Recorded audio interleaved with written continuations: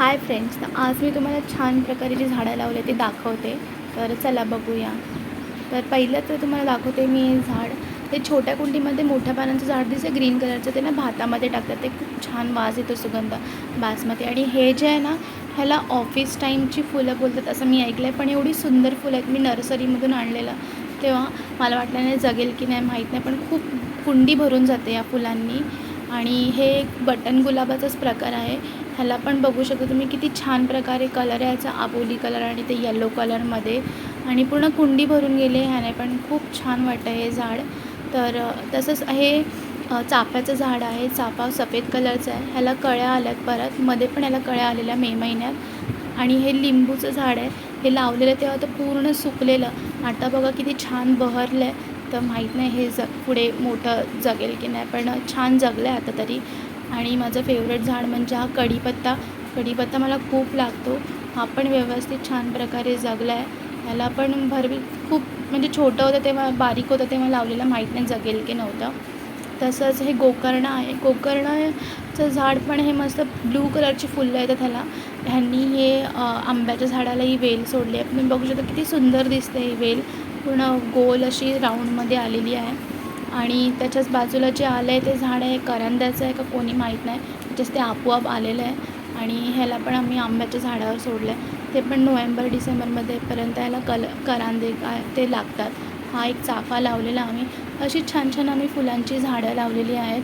तसंच हे बघा, हे जस्ट मी असंच खोचलेलं त्यांनी कुंडीमध्ये, छान मस्त अजून जगलं ते. आणि माहीत नाही कुठलं झाड आहे, लॅव्हेंडर कलरचं फूल येतं याला. एवढे सुंदर वाटतं हे फूल, किती छान वाटतं आहे बघायला. आणि हे जस्ट आम्ही लावलेली लिली, ह्याला 2 वर्षानंतर फुलं आली आहेत. तर तुम्ही बघू शकता किती सारी फुलं आलेली. ती आता तुम्हाला दाखवताना आली, मला सुकली पूर्ण, म्हणजे गळून गेली. आता ते एक फूल दिसते त्यामुळे तुम्हाला दाखवते, लिलीचं झाड. आणि हे हळदीचं झाड आहे. हे पण छान प्रकारे मोठं झालं आहे. पानं पण याची खूप छान मस्त मोठी आली आहेत. त्याच्याच बाजूला जो आहे तो चाफा आहे. सेम व्हाईट कलरचा चाफा आहे हा. आणि बघा किती छानपैकी लागलेला आहे. तसेच आम्ही इथे खूप सारी अशी छोटी छोटी झाडं लावली आहेत फुलांची, तगर हे ते. आणि अजून लावायची आहेत. जस्ट ह्या मिरच्याच्या बिया टाकलेल्या आणि तसंच हे आलेल्या आहेत मिरच्या. आणि माहीत नाही ते झाड म्हणजे जगेल की नाही जगेल, पण छान झालं आहे. आणि अजून एक गोकर्ण आमच्याकडे आहे, ती म्हणजे सफेद कलरचा गोकर्ण आहे. पण याला खूप सारी फुलं येतात, खूप सारी. बघा तुम्ही दिसतात म्हणजे असं आतल्या साईडला याला फुलं येतात. तर थांबा तुम्हाला बघू दिसतं का, दाखवते. दिसतं का फूल? पण एवढी भरपूर फुलं येतात ना की बस रे बस. खूप फुलं येतात. बघा किती सुंदर फुलं आहे सफेद कलरचं.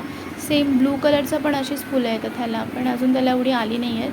तशीच आम्ही खूप सारी अजून आम्हाला लावायची आहेत झाडं. तर जस्ट ही आम्ही थोडीफार जी लावली ती दाखवली. ही मनी प्लॅन्ट पण जेव्हा लावलेली तेव्हा एकदम छोटी होती, पण आता तुम्ही बघू शकता पूर्ण गोल अशी कुंडीने राऊंडने पूर्ण भरली आहे. तर जस्ट मी याची वेल अशीच पत्र्याला सोडली, माहीत नाही मे महिन्यामध्ये, मला वाटलं जळून जाईल गरमीने, पण ती जगली. हे साईच्या साई कुंड्या अशा पूर्ण छान गोल पूर्ण भरल्या आहेत मनी प्लॅन्टने मस्तपैकी. तुम्ही पण तुमच्या इथे अशी जागा असेल तर छान छान झाडं लावा. खूप छान वाटतात ही झाडं जेव्हा आपण लावतो तेव्हा, आणि जेव्हा मोठी होतात तेव्हा बघायला. तर आणि हे जे झाड आहे नारळाचं आहे.